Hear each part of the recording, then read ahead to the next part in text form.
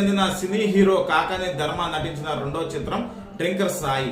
Drinker Sai trailer release ను Hanuman junction కే స్టాయి theatre లో నిర్వహించారు.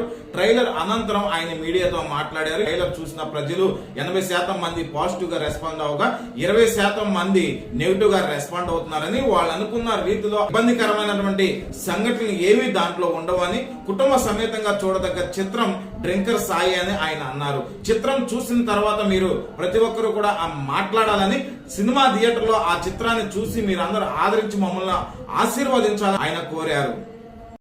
టీజర్ యూట్యూబ్ టీ సిరీస్లో లాంచ్ అయింది. చాలా మంచిగా వెళ్తుంది. 80% ఇంకో 20% కొంచెం నెగిటివ్ కమెంట్స్ వస్తున్నాయి, మరి ముఖ్యంగా నా క్యారెక్టర్ మీదే.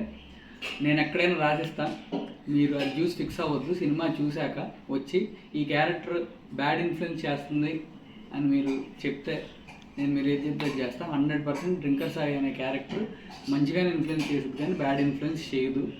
ఇదేంటంటే క్రౌడ్ బూల్ చేయడానికి యూత్కి కట్ చేసిన టీజర్ అది.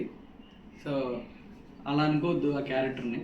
ఖచ్చితంగా మీరు సినిమా చూడండి, చూసిన తర్వాత అప్పుడు డిసైడ్ చేయండి. ఆ క్యారెక్టర్ బ్యాడ్ ఇన్ఫ్లుయెన్స్ అయితే